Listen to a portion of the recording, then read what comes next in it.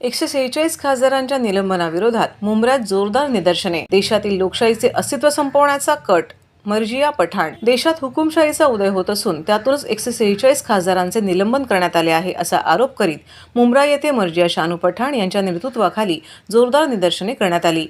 संसदेच्या अधिवेशनादरम्यान नवीन संसदेत शिरून रंगीत वायू सोडण्याचा प्रकार घडला होता.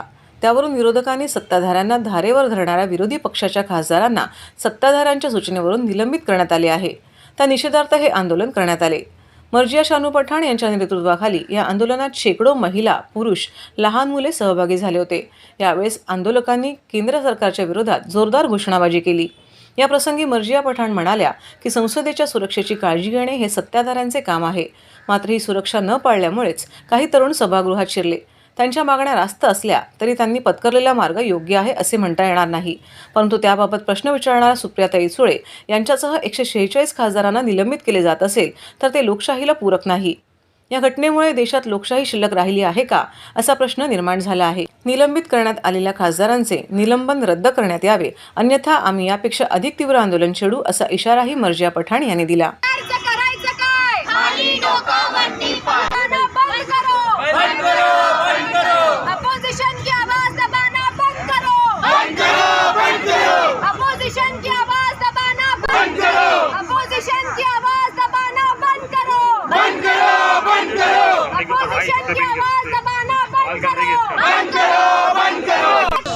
बघा, आता आम्ही सगळेजण इकडे उपस्थित आहे कारण की पार्लिमेंटमध्ये जसा डेमोक्रेसीचा कत्तल होत आहे त्यासाठी आम्ही इकडे उभे आहे.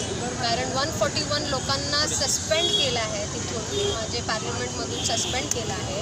डेमोक्रेसी आणि कॉन्स्टिट्यूशनची तुम्ही कशी हत्या करत आहे त्यासाठी आम्ही उभे आहे.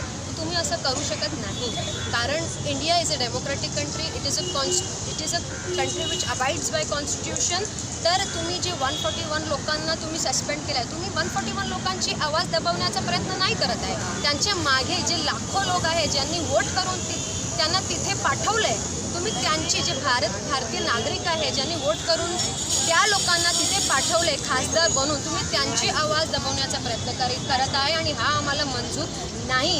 तुम्ही पण खासदार आहे आणि ते लोक पण खासदार आहे ना. But you are in majority. तुम्ही मेजॉरिटीमध्ये आहे म्हणजे तुम्ही काही पण करू शकत का? तुमचेच सारखे ते पण खासदार बनवून सेम प्रोसिजर फॉलो करून तिथे बसले तर काय म्युच्युअल रिस्पेक्ट वगैरे काहीच नाही. आता पार्लिमेंटमध्ये जिथे लॉज बनून जातात, जिथे लॉज बनतात तिथेच तुम्ही डेमोक्रेसी आणि कॉन्स्टिट्यूशनचा असा दुरुपयोग करत आहे. आम्हाला हा अजिबात मंजूर नाही आहे. आम्ही पण भारतीय नागरिक आहे आणि भारतीय नागरिकच्या यूथ आहे आम्ही आणि आम्हाला हा अजिबात पटत नाही आहे. आम्ही सुप्रियाताई सुळे बरोबर उभे आहे गंभीरपणे आणि तिचे बरोबर जे लोक सस्पेंड झाले त्या लोकांबरोबर पण आम्ही गंभीरपणे उभे आहे. कारण की तुम्ही मेजॉरिटीमध्ये आहे पण तर तुम्ही काय पण करू शकत नाही. त्यांची विचारधारा आहे मला असं वाटतं अशी झाली आहे की तुम्ही प्रश्न करू नका मला. तुम्ही मला प्रश्न करणार आहे तर मी तुमच्या मागे ईडी लावणार, मी तुम्हाला टेररिस्ट म्हणणार, मी तुम्हाला सस्पेंड करणार. असं चालत नाही. तुम्हाला अपोजिशन्स नको असं वाटतं. नाहीतरी एवढा हिस्टॉरिक सस्पेन्शन आतापर्यंत कधीच झालं नव्हतं आपल्या देशात. तर हा खूप शर्मनाक गोष्ट झाली आहे तिथे. आणि माझी अशी रिक्वेस्ट आहे की त्यांचं सस्पेन्शन मागे घ्या, त्यांचं सस्पेन्शन आता कॅन्सल करा.